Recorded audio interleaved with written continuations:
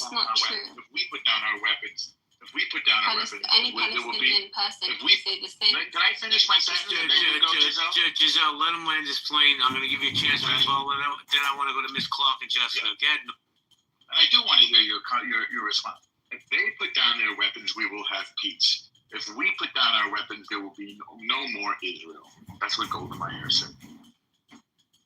1 minute, Giselle.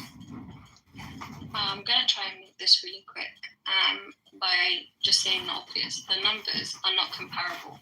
So if you tell me that if Palestinians put down their weapons, there will be peace, and, any Palestinian would say the other way around very easily, and the numbers speak for that. So that's actually a baseless statement. Thank you. Hold on, everybody. Hold on, man. Let the ladies go, and then I'll get back to you, gentlemen. I know you're dying to talk. Miss Clark, how you doing?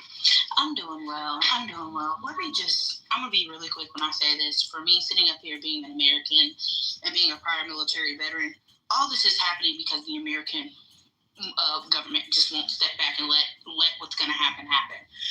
Realistically, regardless of how y'all feel about it, across both of y'all have initiated conflict with other people. You can say that the Palestinians initiated with Israel. Israel has initiated with Palestinians. Israel has initiated with Iran. At the end of the day, America needs to step back and let y'all figure it out. Because peace at this point isn't an option. And I know it sounds crazy to say that. It isn't. So we just need to let y'all duke it out, figure it out, and go about y'all way. I get real tired of the rocks being thrown and then trying to hide my hands in conversations, because it seems like everybody is perfectly capable of pointing out what other people did to them, but they're not capable of holding themselves accountable for the shit that they do. The reality of it is war. You have to be responsible for the intentional deaths, just like you have to be responsible for the unintentional deaths. And to sit here and think that you're going to be able to go and educate children on why you blew up their parents and them not have some feelings against you is crazy in my mind. And it's going to keep going until finally somebody's the bigger person and just says, either it's going to be an all-out war and we're going to stop pickpocketing and nicking and doing all the other stuff and ending it and dealing with the repercussions of it, because this idea that y'all can go and cause harm to people, and people aren't supposed to have sentiments simply because you quote-unquote educate them about something. I don't give a damn.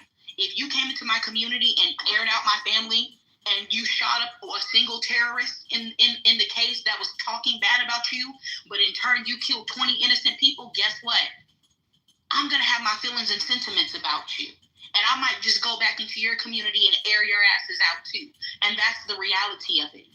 And instead of people just being honest and saying, hey, we're getting innocent people caught up into it and we have to take responsibility for that, it's a bunch of if and what's about it, and it needs to stop. Well, Ms. Clark, I love what you just said, because that's what I've been saying. We killed that family. And see, that comes with the arrogance and non-accountability in my community. We're so arrogant, we think we can just indoctrinate these people not to hate us anymore. So what's the outcome? Hold on, W, man, you come off mic again, I'm kicking you out. I know you want to speak. Aziz, I know you want to speak, but I was very clear when I said to let the ladies speak first. But you're right, Ms. Clark. We're going to kill people's families, then we're going to expect to have s'mores with them. McZed, hold on, bro. Thank you. Jessica, how you doing? Jessica, are you there? All right, I'm going to go to McZed next. McZed, how you doing? Doing okay.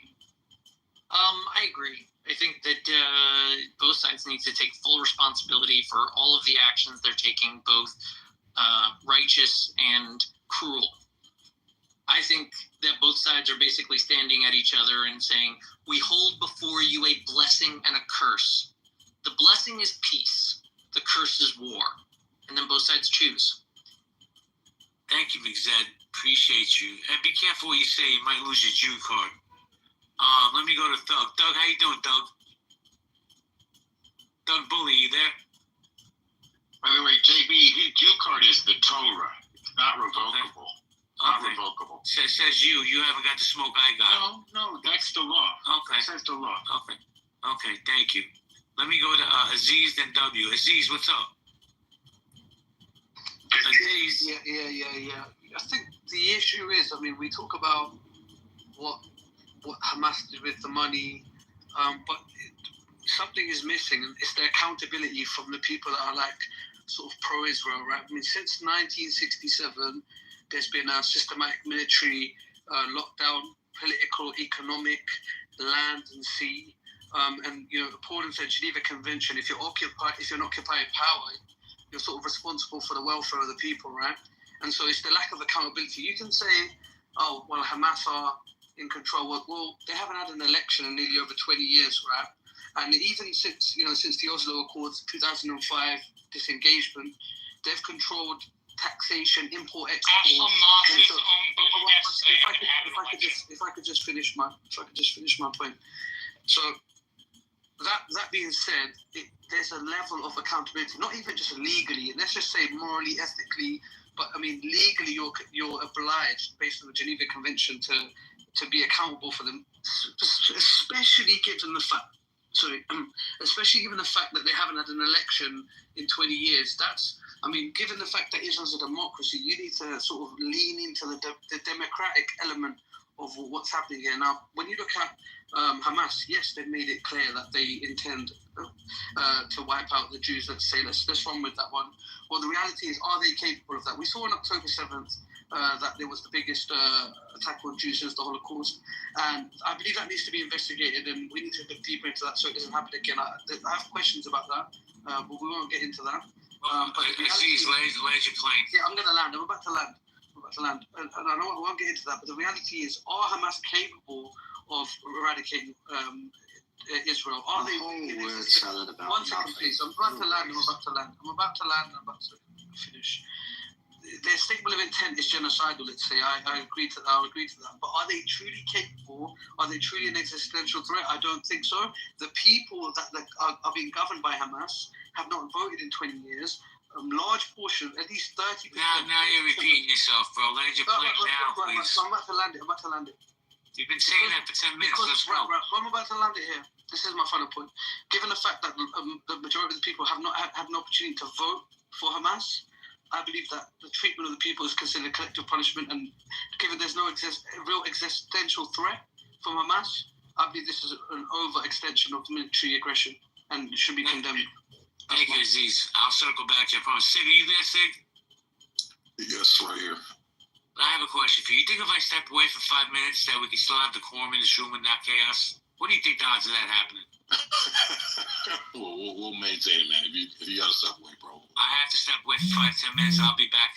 Sig, you're in charge. Guys, one mic at a time. Sig, if anybody comes off mic when they're not supposed to, just move them to the audience. Roger I'll that. hand it to you now. Roger.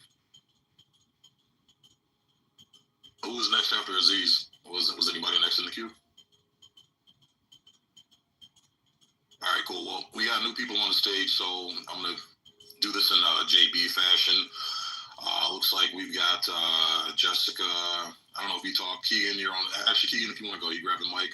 And W, if you want to go after Keegan, you can. Keegan, you got anything to say? Hey, W, welcome to the stage, man, if you want to go.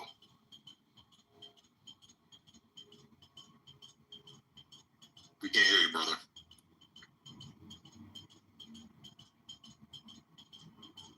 All right, well, I'm going to open it up. If anybody wants to respond to what Aziz just said, but we'll open it up popcorn style, but just please one person talking at a time. Yeah, I mean, I guess I'll give it a shot. The Arabs of Gaza, the Arabs of Judea and Samaria have chosen not to have elections. Okay, that's their choice. So they don't have the democracy. I don't know of one single democracy in the Arab world, not one. And that's okay. Maybe they don't value that. The only thing they can't do is kill Jews. I mean, I don't even want, if they kill each other, that's up to them, although they do get in trouble for that. Now, here's another thing. A gentleman said earlier that Israel violated a treaty. That is not the case. The reason why is because the Arabs never agreed to any of those treaties. So I want you to ask yourself the following question. Palestinians claim there's an occupation. There's the idea that they started calling themselves Palestinians at some time in recent years. They didn't call themselves that before. The Arabs of the land claim there's an occupation. Ask yourself, which part is occupied? And who is making the claim to the land? These Arab folks who live there. And what is the basis of that claim? The United Nations said, let's divide it up. The Arabs got 22 countries in the region and all of the oil. Let that sink in. 22 countries. You can barely see Israel on the map. If you write the name Israel, you're covering the entire country. It doesn't fit. It bleeds over into Egypt and Lebanon. That's how tiny it is. And yet they don't want to let it exist. So ask yourself why it's so intolerable to some of these Arab Islamist fundamentalist terrorists that Israel exists at all. Why can't we have one Jewish state in our indigenous homeland? And I'll land it there. That should provoke a little conversation. A simple map, by the way, the progression of the Israeli settlements will explain to you that Israel doesn't own exactly what it is shown to own now. If you look at the progression from God knows when, 60s maybe, even before that, actually from the 40s, then you can see that Israel, as a country, as a state, started very, very tiny in 2 patches maybe, and that's incrementally been increasing year on year. And now it doesn't, it's not rocket science to understand how that increase happens. But then let's talk about it. Let's talk about it together. Don't even mic up. So, number one, are you making a distinction between a country and a state? Because there is no such distinction. They're the same in this case. Do we agree on that? Giselle? Undecided. Okay. Okay. So, all right. It's a member of the I'm United calling it Nations. state because it's the better. For me, that's the better explanation to say this. Well, they're a country and a state, or a state and a country. Most countries, they call themselves state, interchangeable. Those words are synonymous in this conversation. So that's numero. What's that? That's semantics. Okay. Yeah, it's the meaning of the word. Okay, fine. Now you say, how did this tiny country, which only got a fraction of the land that was promised to it, how has it grown? Well, I will tell you. In 1967, we were attacked by 3 much larger Arab. What? It was before that. The progression starts before. Okay, before I left, I said if somebody's speaking and you interrupt, you get moved down. I'm not playing. We have to have the honest dialogue. Norm, you got 30 seconds, and I want to get a new speaker, please. Okay, I wasn't speaking, JB. We were having a back and forth. JB, they were having a back and forth, man. Yeah. Okay, my bad. I'll bring it back up. Go ahead. It's okay. Yeah. Wait, you sent her down? She was fine. Oh, I didn't know that, Norm. Just continue. Okay, I didn't know. Okay, so Israel has, I don't know what you mean by settlements, but Israel grew when its neighbors attacked it aggressively and lost the wars. So up until 1967, Egypt controlled Gaza. Egypt lost that war, lost the Sinai and Gaza, and then when we made a peace agreement, Egypt didn't want it back, so Israel got responsibility for Gaza. Didn't even want it. Same thing with Judea and Samaria, or similar. Jordan attacked also in 1967, lost the war. Israel got control of Judea and Samaria, which many people call the West Bank. So we can take it from there. Giselle, if you want to respond on it. Giselle left because I moved it down, which is fine. She'll be back. Okay. Doug, are you there, Doug? Aaron, how you doing, Aaron? Yo, what up? You want to chime in or no? Pretty much I had a similar sentiment as some of the other speakers earlier. I mean, y'all been fighting for years. At this point, nobody really cares who started what. Y'all both doing funky shit. Yeah, I mean, at the end of the day, just either leave that shit alone or do what you got to do to end it. Because at this point, people start hearing about it. Thank you, Aaron. Keegan, how you doing? Keegan, are you there? All right. Jessica, how you doing? W? Can't hear you, bro. You might have to leave the app and come back.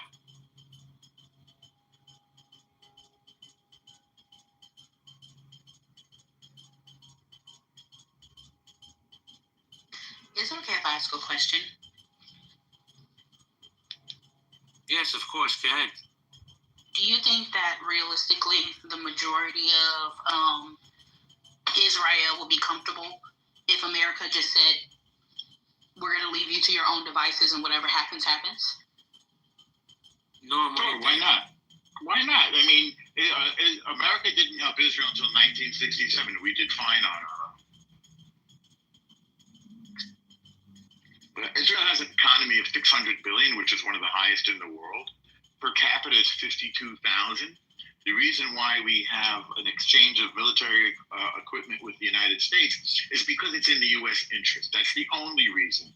The U.S. gives aid to many, many countries, but it does not get from other nations the kind of return that it gets from Israel. Yeah, that's why I kind of like asked that. I'm sorry. No, I was going to say, if you would, in the case, America's been giving Hamas a fortune. It's been giving Egypt a fortune. It's been giving Pakistan a fortune. When it comes to the Palestinians, it's like pouring money down the drain. I mean, they made a terrorist infrastructure. Now all of Gaza is rubble because they built all those tunnels from which they decided to attack Israel. So it's all that money is wasted, whereas Israel has created technology, created medicine, has created schools and infrastructure and buildings. I mean, Israel is like a first world nation. I guess that's the reason why you bombed all of it, right? But can Iran do that to you? Well, Can Iran say, yeah, you have a tunnel down your shit? Like, can Iran, use every part of it? Say, Tariq, it's got bare tunnels where we know it's got tunnels anyways, right? Because that's where you run and that's your shelters. Can we say that? How? I mean, what type of knowledge or conversation are you asking? Does that mean that you can murder somebody, that a child can have a bullet on their skull, like a 2-year-old? Like, what is the excuse on that? If you're saying open warfare, you saying everything is fine, I guess you cannot cry to me when I see whatever Iran does, yeah? Don't you bloody dare cry to the rest of us. Do you hear me? Don't cry to us. Nobody's if I see crying, a child over there, yeah, don't say, look at what they're doing to us over here. Don't you dare do that. Because we've already heard that for 2 years. You've made us unhuman. Am I correct? Our humanity is lost. Well, let me ask you a question. Wait. My humanity lost. Hold on a second, lady. You can't just come up and not talk nonstop without getting some interjection. Are you Palestinian? I'm human. I'm human. Okay. I'm allowed to be human. Well, you say when I don't know if you're human or not, lady. Well, I'm not bloody Listen, shut the fuck up. Let somebody else talk, fucking ding-a-ling. Like, what the fuck is wrong with some of you people? You say you're human, but you don't have a human conversation. It's bizarre to me. I asked you a question because you said we. We are getting bombed. Our kids are getting killed. So when I ask you a very simple question, are you Palestinian? Obviously that triggered you. Now, if you want to come up and have the real conversation, which you're saying we're not having, you're more than welcome to. But when other people speak, maybe you'll learn something by shutting up. I can't bring her up, Sig, if you want to bring her up. Yeah, let me try to bring her up. Maybe I should also to reframe my question, because like when I say that America should not be hands-on in any way, shape, or form, I am talking about pulling back all of that money, pulling back all of the weapons, pulling back anything that we would send. Because I know, like, recently, like, if you want it, yeah, as my husband is saying, if you want it, then yeah, there's nothing wrong with our arms dealer selling it to you in that case. But when I say, like, America stepping out completely, I mean for everybody across the board. No more aid, no more funding for anybody. Is that something, because I know we sit up here and people brag about Israel's billions of dollars and stuff, but we don't like to account for the fact that America sends billions of dollars to y'all too. So I'm really asking the question, if America really went hands off, is that something y'all could tolerate and deal with? Of course. I mean, right now, Israel is defending all of civilization. Iran has promised to engulf the world in a ball of fire. That means a nuclear weapon. Well, believe me, the Western world, the European nations... You have a nuclear weapon. But we haven't tried to use it on the world because we're not going. I'm going to give you one last one, and then you can go to some other room. I don't really care. But the man was talking. Let him finish. Go ahead, Norm. So the difference is, by the way, Israel hasn't admitted it, which I'm not saying that makes a difference, but it's true. And of course, Israel never has and never will threaten to use that weapon to blow up the world and to blow up the United States, as Iran has. Thank you, Norm. I want to say hello to Randy. Randy, how you doing? Randy. All right, let's go to Suad. Suad, go ahead. Say what you got to say. Yeah, I'm just saying, yeah. Why does Israel have the audacity to tell other people how to behave? Especially when they already have the whole of the Arab supporting them. They got Egypt supporting them. They have Jordan supporting them. Right? What is the poor little Palestinians doing to you that you are so threatened by? Why can't you just leave them with the Gaza? Why can't you just leave them with the West Bank? Why can't you just give them the place that they were already given? They're not asking for nothing big. They're not asking for nothing. Like, why can't you just hear me out? Because I didn't disturb you, right, sir? Why can't you give them land, sea, and water? Why can't you give them air? Why can't you let... Listen, yeah. I'm going to say something, yeah. Okay, you have to have a conversation, yeah. That means you have to let other people talk, yeah. No, I have. Get it? I have. You told me to talk. You said, go ahead, say what? Did you not say that? But you don't have a dialogue, yeah. Well, I have. I don't know what language you think you're speaking at, but that's not my language. Okay, yeah. Yeah, that's Europe. We're helping you out, doo-doo the head. You know what? I can't even hate this lady. You want to have a dialogue with them, normal or not? Suad. Yeah, go on, doo-doo. Doo-doo? Cocky. Yeah, you doo-doo. What the hell? I'm going to cuss you out comfortably because you're telling me how to talk.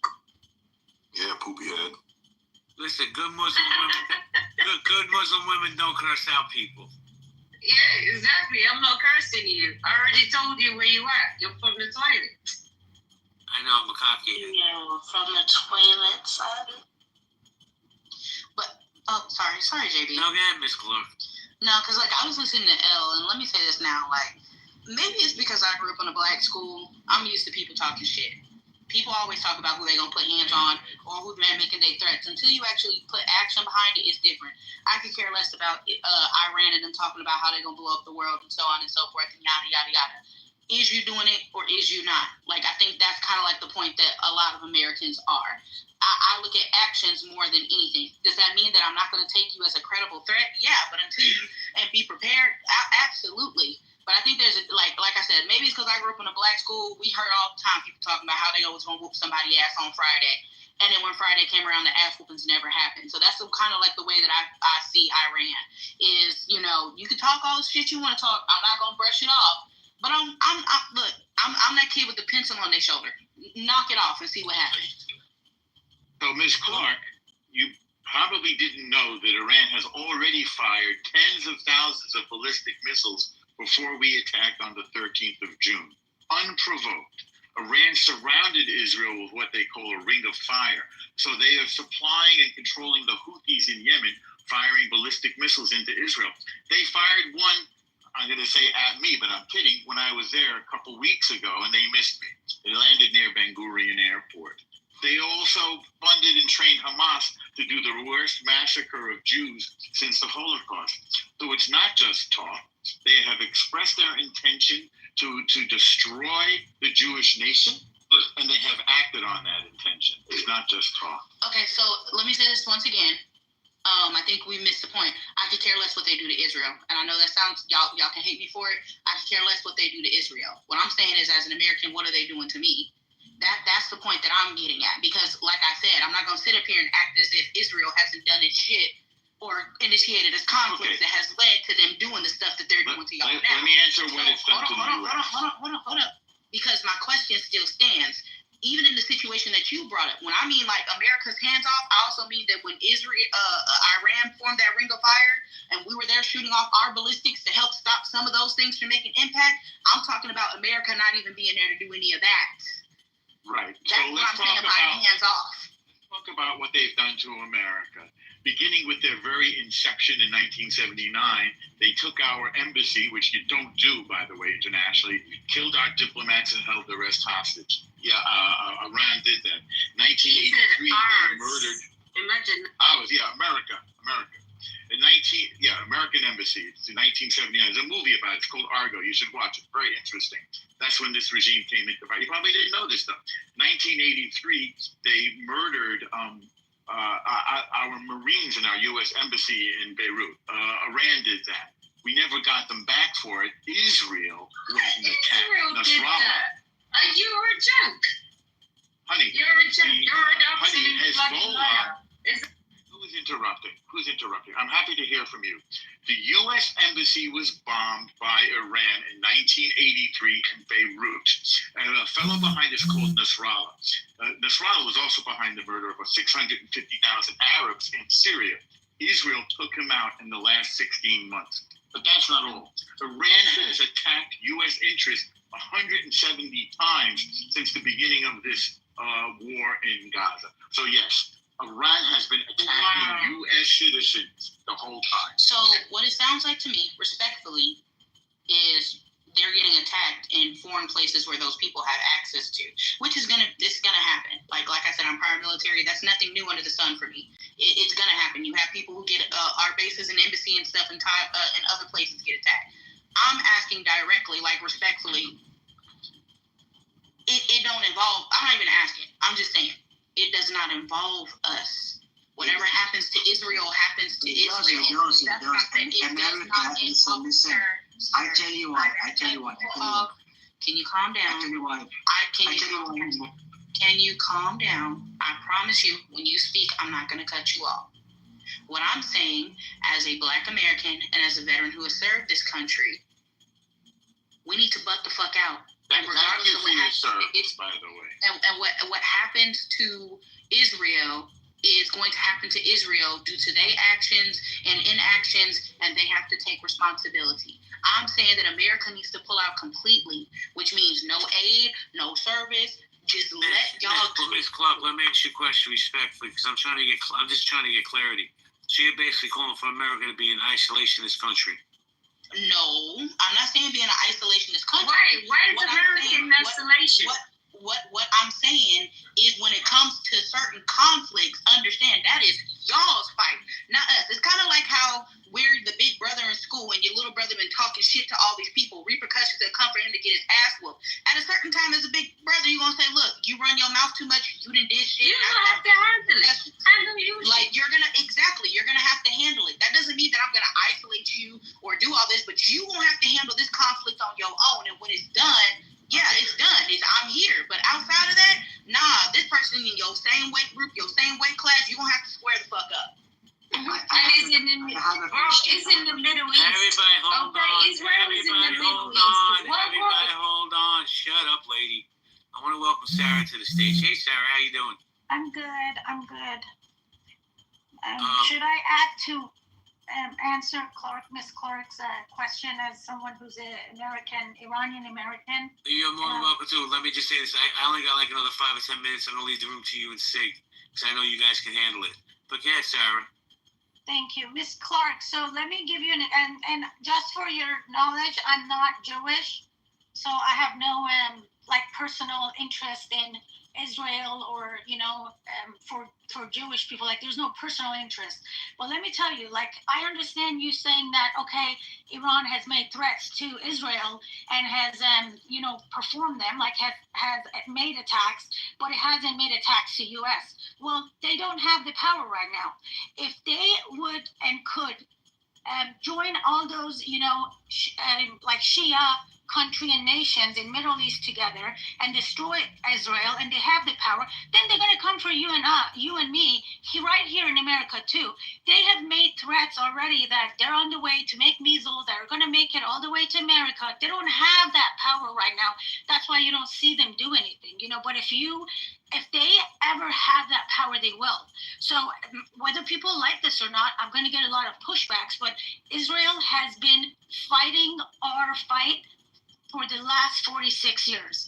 And I know that because I lived in Iran I was born here, but I went to school there. I went to elementary school. I went to middle school. I went to high school. The hate and the way they try to spread that ideology is very, very real. You know, it's so real. And this is not a war between Iran versus Israel. This is a war between Iran versus Israel and America. I never remember them saying death to Israel and not say death to America. They didn't even have flags of Israel on the entrance of our schools. The entrance of my school was a flag of America. Do you know how many times I got fired from schools for not wanting to step on American flag? It's like a traumatic experience. You know, for someone who was born, you know, in America, and as a kid, I considered myself American, it was traumatic. But for people who don't know about the West, they don't know about America, you know, and they constantly educate them on how terrible America is and how bad it is and how they're only out there to get us. Trust me, this is a real threat. You know, I'm not pro-war. I am absolutely not pro-war, but this is a just very, very complicated, you know, issue, problem. Let me just jump in for a second. Sig, Sarah, I got real life stuff to take care of. You guys want to keep it open, Sig? I know Sarah definitely will help you. Yeah, we can keep it open for a little bit. Yeah, that's fine. And JB, you have yourself a good day too. Thank you, ma'am. You as well. But Sid, good luck handling Sarah because she's a firecracker. Don't let the pretty face fool you. Guys, have a great day. I'll be back later. Hey, you too, JB. We'll talk. And Sarah, let me say this right now. And this is what gets me. A lot of countries, if given the opportunity, would strike at America. But that does not give us the right to go out here and say, well, if the potential ever arises, we just gonna dead it now and just fuck y'all up. Like that's what I'm saying. Like what you're saying to America isn't anything new. We've always had threats against us. Hell, even China and other places are coming against us. And we understand that if they ever get the power to overthrow us, guess what they're going to do? They're going to do it. But just because they're going to try. Well, my husband's saying they're going to try. But just because we understand that sentiment exists doesn't still give us the right to go. Because, like, respectfully, fuck these other people up and go in there and say, well, we understand that y'all have these sentiments to do this, so we just struck first. Like I said, people can talk shit all day. We have a myriad of countries, even ones that we're quote-unquote in partnerships that are supposed to be our allies, still talk shit about America and talk about how they will overthrow us. That still doesn't give us the right to go in and do that shit. It's until you poke me, or like I said, maybe it's because I grew up in a black school, but until your hand make contact with me, I'm gonna hold my hand. That don't mean I'm not gonna take you serious. That doesn't mean I'm not gonna prep for it. But at the end of the day, until you put hands on me and I'll whoop your ass, that's all I can say. Because me jumping on your ass and then both of us going to the principal's office, I can sit here and talk about how you've been saying shit all day. You talk about how you're going to whoop my ass in PE. You talk about how you're going to whoop my ass in history. And the principal won't do what and say, has he put hands on you? No, you put hands on him first, so you're getting in trouble. You initiated it. And that's the way that I see it. I mean, Iran does their little pokes and prods all the time. And when they do, they get their ass slapped. They're not going to do no direct attack. When did they do that? When did they do that? Wait, when did they do that? Give me a date. Because we have news every day. Everybody has news. Everybody has TikTok. Everybody has their Facebook. Like, when did they do it? When did we see that happen? Because we saw what Israel did. Israel has been begging for Iran. Like, I've never met anybody beg for Iran and say, I want Iran. Like, what do you want me to do? Nah, Iran has done this shit. Mrs. Not Clark, gonna play their game. Iran has done this shit to Squad. Both of y'all is like the two badass kids in the back seat poking each other. They two dogs barking at each other. I want to ask you guys a question. What will think about this question, guys, for everybody, especially for the Israeli people? The innocent Palestinians, people are being killed, the innocent young kids, because AL is gone. How would they grow up if their father or mother passed away and died? How would they will take action? Maybe, God forbid, so they don't do that. They will now start. That's the reason why they killed them. Because they don't want the day of that. No, I know, but listen to my point. Is that you Israeli people, right? Who's Israel? They think that they're teaching the kids in Palestine to become a terrorist. No, that's a wrong teaching. You guys have a wrong mindset. The innocent people living normal life, learning about Islam and everything. The question is this: you go and killing their parents or killing their brothers and sisters. What do you think will happen in the future of their thinking of that young kid? Mental mindset. You think they will be quiet, or they will start getting frustrated and maybe go and try to create a group to defend them? Let's forget about this. Gaza doesn't even exist. What is the definition of Gaza? Because we know yet ain't nowhere that the Jewish people are supposed to live there. There ain't no supposed to be. I am supposed to see my neighbor from next door to the other side. Ain't no way I cannot visit the capital, right? The capital that is given to me. I can't visit London, like the capital. I think the problem I have. What's happening? Can I just say one thing? I think the problem I have is that the framing of this, right? People seem to be claiming that America's trying to liberate Iran, right? But, and they're blaming this nuclear weapon situation. Well, they've been talking about Iran having nuclear weapons for 30 years. The reality of the situation is not nuclear weapons, it's not liberation. This goes all the way back to Mossadegh. Before the Shah of Iran, he nationalized the oil, and America and Britain did not like it. If you do your history, ask ChatGPT, it will tell you America used to own Iran's oil before 1940 and until Mossadegh took control and he nationalized the oil. They took back the oil, and America and England have never forgiven them. They organized a military coup from Mossadegh, and they put the Shah of Iran back in place, and he helped Britain and America get more control over Iran. They had a natural resentment to the Shah because he was brutal. If you do your history, I don't know why people seem to be glazing. I hear you. He was brutal. Yeah. Finish my point. I don't know why there seems to be a glazing of the Shah of Iran right now. Do your history, he was a brutal man. And the reality is, I don't think that Israel wants to... what happens when Israel liberates Iran? Does it become Afghanistan? Does it become Iraq? Ultimately, what's happening here is Khomeini and Netanyahu are borderline fucking retarded. Neither of them should be trusted with the nations that they're in control of. And what we're seeing here is people just falling into the rhetoric, right? Falling into the traps, typical traps. Ultimately, what's happening here is these places are supposed to be destabilized. There's not supposed to be stability in Iran because of how potentially capable they could be. They're too capable when it comes to the oil. Their potential is too high, and so they have to be unstable. So I don't know why people acting surprised. We've been speaking about this for a long time. Aziz, I want to add to what you said. I wasn't born before the revolution, so I wasn't here to know. But from what I've heard, you are right. The king of Iran wasn't good. He was a brutal man. However, he never killed its people the way IRGC has been killing our people. When people said we don't want you, if you open your mic, if you can't hold on and mute your mic, we're gonna.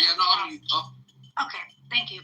So when people say we don't want you, he left. He left the country instead of killing people. So whatever bad he was, IRGC multiply that by 1,000.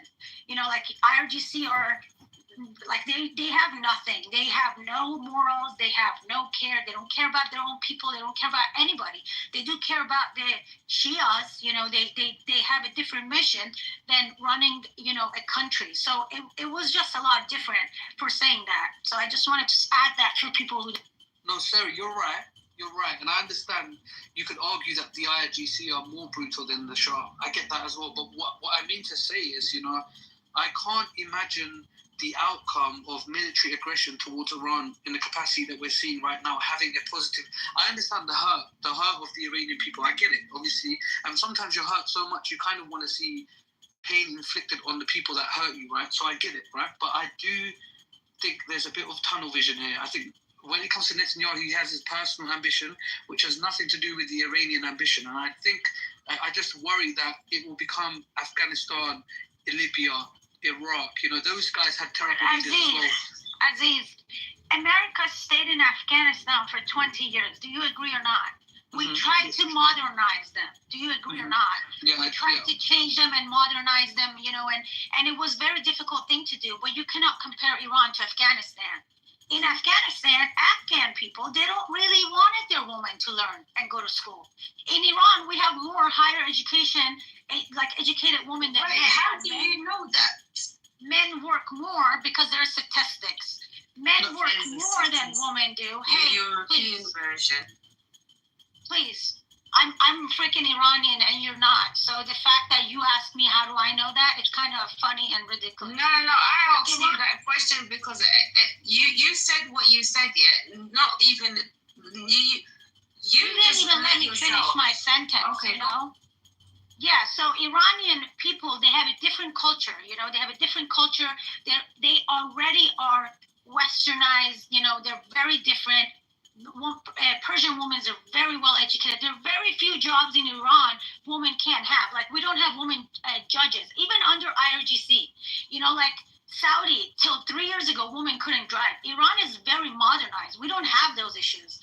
You can go to you can study any degree you want in college.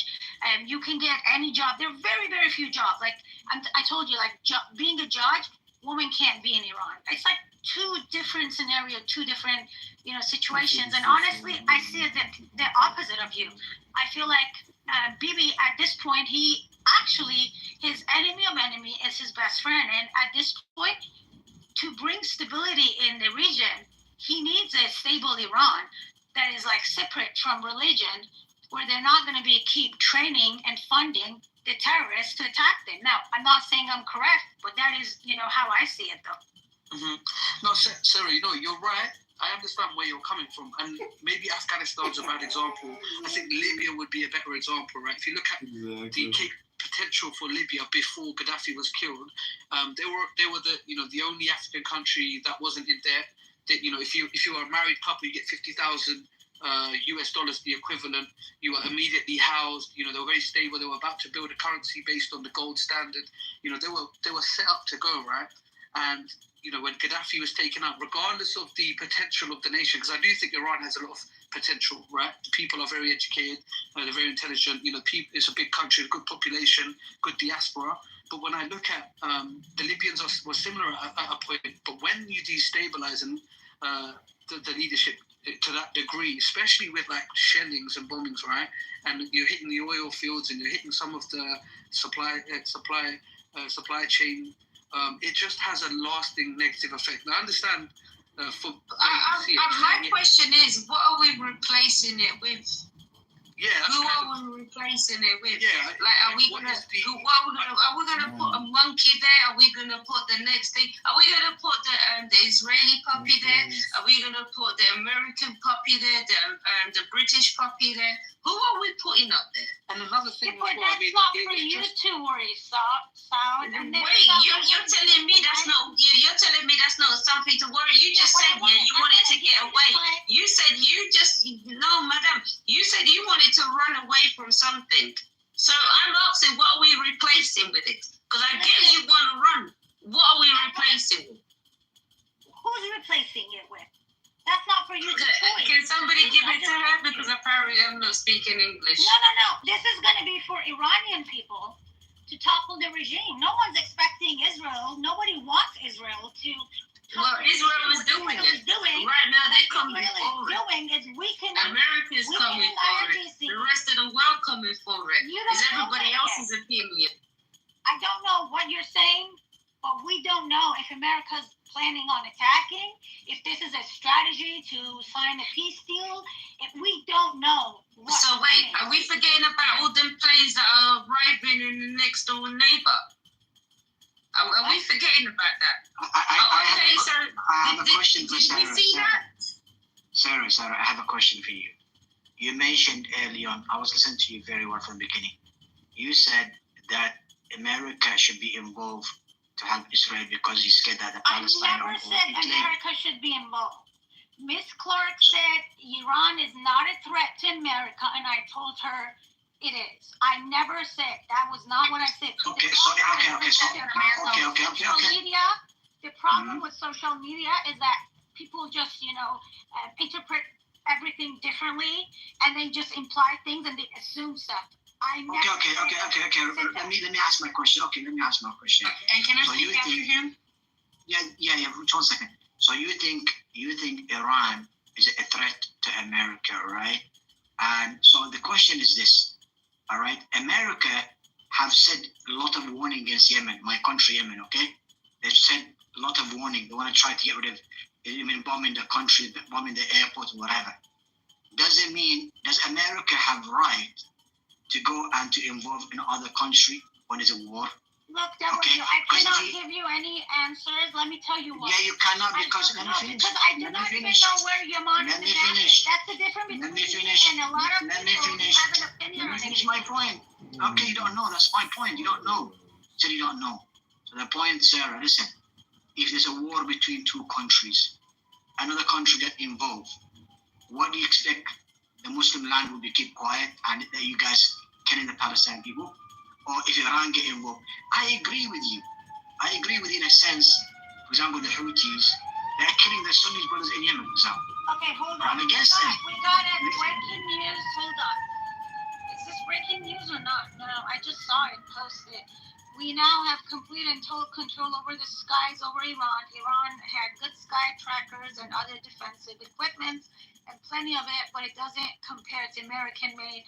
This is Donald Trump. Yeah, that's Forget Donald Trump. Forget it for now. I knew. I don't get Donald Trump. He wanted to jump in and take credit for what Israel did.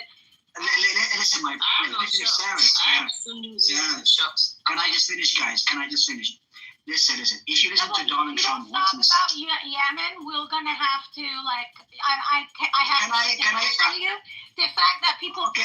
Let me in other topics. All right. Let me go back to Iran. No problem, because you cannot handle the other point. No, it's not about me not handling it. I literally told you that. Then, let me. All right.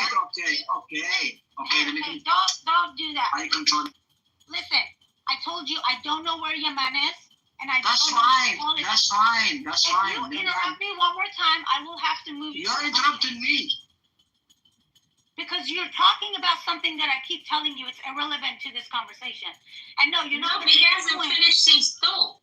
That's what he's trying to tell you. Because I told it. He asked me a question. I said, I don't know where on the map That's fine. Or US or Yemen have issues. So no, he's not going to make a point about that. Okay, let's return. And do you know about this? Can you let's return to him or say let's return to Iran. Because you're from Iran, right? So the question is this. If you think Iran has a nuclear weapon and have all this, do you think if they want to take action in America, they just kept quiet and take that action? They could have started bombing America a long time ago. But they're not stupid. They will take law and let other countries get involved. They're not stupid, all right? The point is this. Why Americans are getting involved? They have no right to get involved. If they're getting involved now, America, other countries will get involved. Simple as that.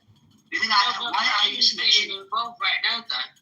Britain. Yeah, that's my point. Because the reason why, because in America, what they're doing, you've seen the video, guys. It's very clear, the video of Palestine. They try to take over Palestine. I'm telling you one thing, guys, before I leave. Palestine will always be free and nobody will take over. I'm telling you. I'm telling you. It will remain free. It will remain. Okay, let me know my point. I'm sorry, guys. That is not what we're going to do. Sarah, can I ask you a question? Well, sure. I thought I was supposed to speak after him. No, you can go for it. No, it was her. It was the sister. Yeah, go for it. So let me say this, because I don't want my words misconstrued. Sarah, I never said that Iran isn't a threat to America. What I said was they know who and how to fuck with people. Because as the gentleman just said before he left, they can play that missile game shit with y'all. They can prod and test the waters with y'all. They know better than to do it with America. And that has been my whole entire point. It's kind of like that. Like I said, it keeps going back. I always use the schoolhouse analogies because they're easier to make sense of. It's like that kid who keeps poking and prodding and you slap their hands and then they want to get a little testing. You like square up. But they understand and they know damn well they don't have the capabilities to fuck with America like that, which is why I don't get why Israel and other places keep trying to be like, if you don't take out Iran, they're coming for you next. No, baby, they're not. Okay, Ms. They're not. Clark, so let me ask you a question. Okay. No, go ahead. Go ahead. Ask the question. Okay, I understand. In this moment, right now, Iran cannot be a real threat to U.S. I get that. But let me ask you a question. Do you think if Israel wasn't in Middle East and all these countries like Lebanon, Hezbollah, Hamas, Palestine, do you think they would just live their life in peace and just let U.S. be? I think they would. Do you think if they would all be together, do you think that would make them strong enough to be a threat to America? If Israel wasn't there, let's say Israel is wiped out off of the map, which would never happen, right? Well, let's say, okay, Israel is gone, Palestine is there for them, which it's not even a real country. But let's say we have all of that.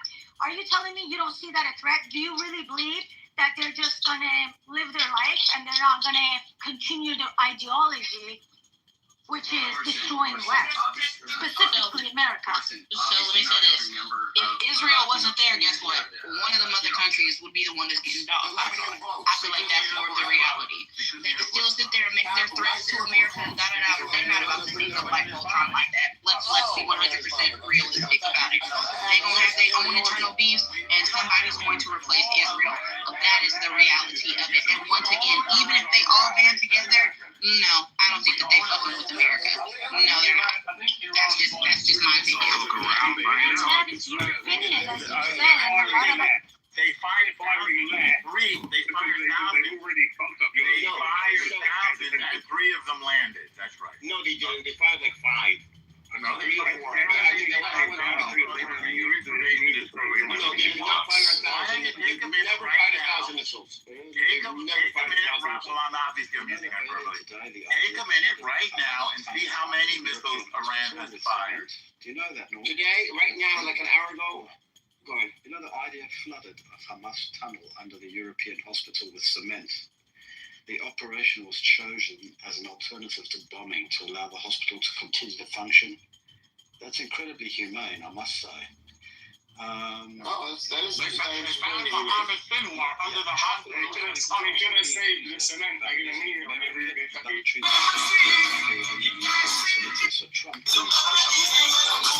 And tonight, the Americans, I think, will be bombing.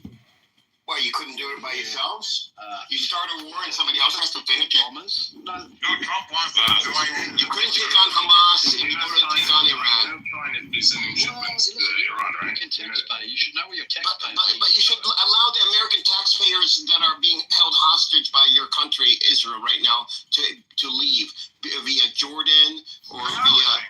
No, you're holding them hostage. Incorrect. They are leaving. The war in Gaza is now secondary to Israel. This is how sick you are, Edward. You're so appalled at what your so-called people are doing. I'm sick. You want to blame? Yeah. Who's my people? Iranians are not my people. We're talking about your so-called hostage, which is just some kind of stupid joke that you're playing. Because you can't be serious. Why do you booty clap for them so much? What is Pakistan doing about dropping a nuke on Israel? I'm not booty clapping for Iran. Iran is an oppressive regime. Well, Edwin, I'll tell you what. The funny thing is, I'll tell you what the ironic thing is. As soon as the regime is taken out, think of it like this: the Palestinians may get a little bit of freedom. First, there's no connection between the IRGC and Hamas. You keep on saying that, but there isn't. all too well.